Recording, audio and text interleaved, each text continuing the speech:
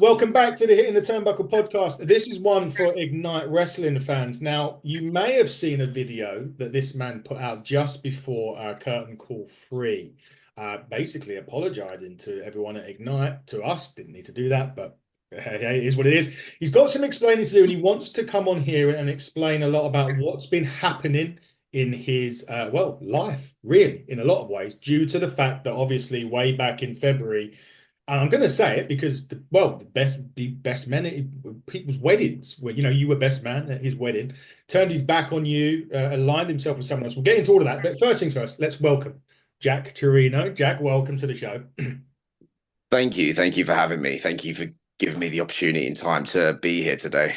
I don't have a problem, no problem with that at all, Jack. Always welcome on here. That's what I will say. Look, let's go way back. November last year is really when the cracks started. Well, potentially when the cracks started appearing visually for the rebellion at Ignite. You'd lost to CPF. Taylor, your partner, had laid down the rebellion armband and seemingly going his own way. Was there cracks in the relationship, Jack, that you was aware of before that, or before it became visual, or did it take you all by surprise at the time? Oh, by total surprise. By total surprise. I mean, we came together because we were like frustrated with our like positions in wrestling and because we come in brand new and like formed the tag team quite quickly. So like over the course of like the years and stuff, we seen each other at our highest highs and our lowest lows. And the frustration of struggling to get to the top on like the independent stage and like trying to push further as a tag team, no less. Because like tag team wrestling, when we formed the tag team, wasn't given the shine that it like has Yeah. now. Like the frustration and that was always there, and like we would be sat in the car traveling up and down to all over the UK, venting at each other and like taking it out on whoever we were wrestling in the ring. So like the frustration of it's always there. So like I at the time I was very confused, but also at the same time I was like, we just lost the championship match. We lost the BWZ Hmm. or the opportunity to BWZ tag team Yeah. titles. Like the frustrations was there, and I get it. I got it, you know, Hmm. because it'd been like yet another obstacle thrown in our way, which I wholeheartedly believe that we'd come back stronger and overcome, and we'd get another opportunity and win those belts. Give us the opportunity to go to Europe, defend them in France, in Germany. Hmm. And unfortunately, that wasn't the case. That wasn't to be. No, it wasn't. Fast forward to February now. Taylor has his match. He basically said he didn't want you to be involved. You did get involved near the end.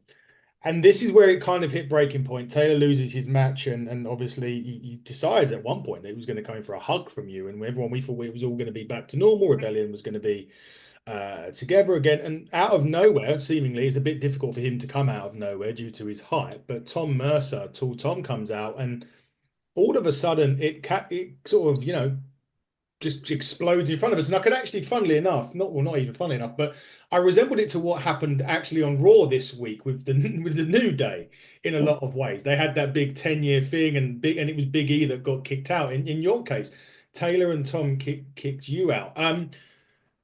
That moment when it happened, what was your initial reaction to being betrayed by your tag team partner? Not only being betrayed, but aligning himself with somebody else. Like shocked, surprised, Hmm. angry, and and ultimately that's what it all boiled down to. Like we're two angry young men, and we had so much history. We have so much history, Hmm. and instead of being a friend and doing the right thing, and like we discuss this at like the back or like in the car or wherever, and like end it amicably. he decided to take it upon himself to deceive me and give me a low blow, bring out his new buddy, and proceed to attack me for everyone to see. Everyone. It was everyone. I must say though, I mean, I've been at Ignite going on 2 years. We've been fortunate enough to partner with Ignite and to do what we do. I would say, for me personally, and from speaking with Taylor from the 2 years when I was there, and every time I've had a chat with him, it's always been him. There's never been like, it's always been, I want to be world champion. I want to be champion. I want to be champion. I never got the sense of purpose at him that he was really there with the tag team. I don't know. That could just be the outsider looking in. You've been there. You travel up and down the country with him. Taylor for me has always been self-centered. He's always been me, me, me, me, me, and I want the championships. And that was when I first come in. So we're sort of a year, 18 months down the line here, and I'm kind of saying, well, I've seen this. Is it a smoke screen that he puts in front of you, would you say, now that perhaps you can see clearer that maybe it was never about the rebellion? It's always been about Taylor and his quest for the Ignite Championship. I realise that now. But what you got to understand at the time is that I was in all support Hmm. of him. So like it was initially when Ignited first started, I was all support of him, like coming in, and that they were hosting the tournament, right? Yeah. Coming in and winning that tournament like on his own, and I was so proud of him because it's I've never I never did deny him the opportunity to go and do things on his own. It was just we do it for the rebellion. Mhm. Like the rebellion is we'd spoke about in the car about like how we wanted the rebellion to be bigger than just us two. So like for him to go do that on his own because he knew the GM CJ Carter because I didn't really know him Mm. at the time. He knew CJ Carter um, at the time, so that little Donnybrook that happened between him and Nino, he asked me to get involved, and he only tells me one side of the story. Mm. So I was more, and as he was my best friend, more than happy to come in and, in my eyes, try and take out the two people that try and done my boy wrong Yeah. to the point where like I'm there at CJ Carter's last match, cracking a kendo stick, breaking the kendo stick over his back, and trying to gouge his eye out with the broken pieces. Mm. Yeah. It's something which now, in hindsight, I regret. It's interesting. Yeah, it's interesting one because obviously after that we had the Call Your Shot Gauntlet back in at Buckle Up, the event that we co put on with Ignite, and Taylor was first, you were second. I think he was quite surprised that you were coming out there. You went at it, and obviously Taylor did it, ended up eliminating you. But again, was there for that moment when you were in that ring face to face with him? I just feel like there's more. I don't know. I know you're taking your step back. We'll get into that. I just feel that the story isn't finished yet between you two, and I don't know. You're taking, as I say, you're taking some time away, but I don't know. I just got that impression that there's still something there for Jack and Taylor that needs to be sorted out. Hey, there's a lot of anger still there. Mm. So if I can rewind, Yep. I full throttle. Yep. We had the match. During the course of the Yes. match, like if anyone watching has seen the footage, like I spliced in a clip of Tall Tom Mhm. hitting me with a chair as I come diving out of the ring, and I land smack down on the concrete on the floor. That Yes. was the start of me having the neck problems that would carry on for like the next, well, up until now. Mm. It's just been like a snowball effect of like stop, start in like my own wrestling career, and like this is part of the reason why like I wanted this just to like step away Mm. because partly because of I need to deal with these neck issues because that really affected me buckle up as well in that match. Uh, but also it happened because in my eyes, my frustration and anger led to that happening because of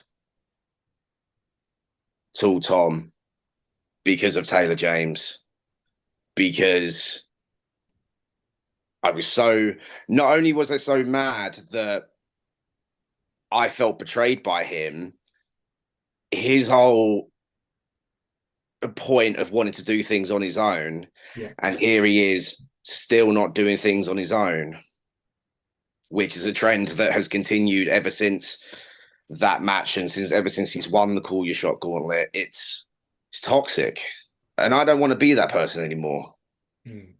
It's interesting because you're right. He has run roughshod since he's won the Call Your Shot gauntlet. Tall Tom's been involved in every step of Taylor's quest to become champion. He's gone on and he did win against KM Lane with help again. CJ's had enough of that actually, and has booked a match between Taylor and Tom and the Bryant brothers for February, rekindling that old uh, feud and putting his briefcase on the line come February at Chapter 4. So, Taylor's quest for championship may take a little bit longer. But Jack, look, let's talk about immediate future. You've come out and you've apologized. Look, I was there on Sunday. Don't.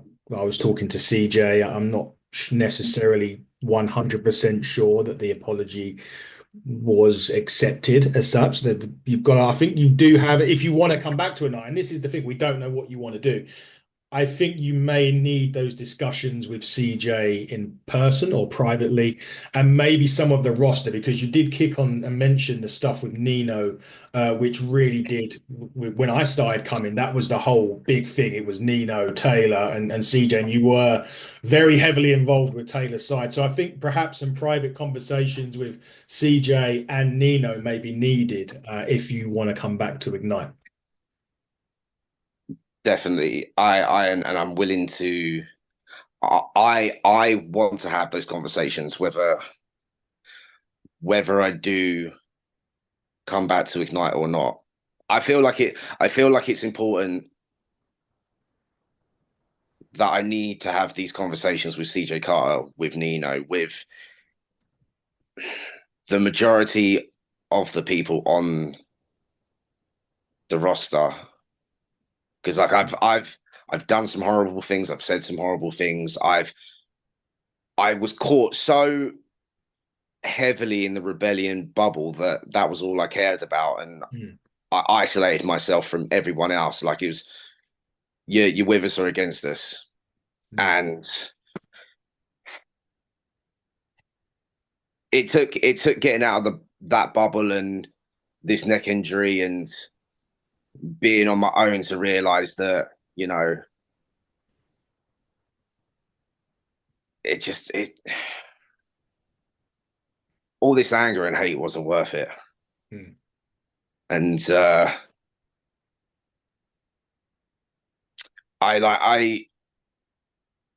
mean, it might not mean much to anyone else, but it was only a brief moment, but it meant a lot to me that after the match at Full Throttle against Taylor James, CJ Carr come up to me and asked if I was okay Mm. after that flying chair shot to the outside, and of course I lied. Of course I lied to him, saying like, yeah, I'm fine, but it was uh, it was knowledge, bro. It was an olive branch Mm. that I didn't deserve, and he gave to me anyway.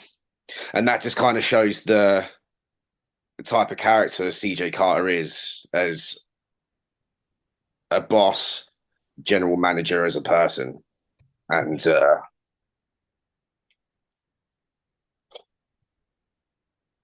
and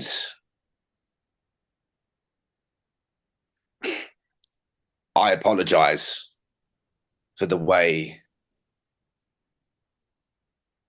things happened, for who I was, for what I've done, and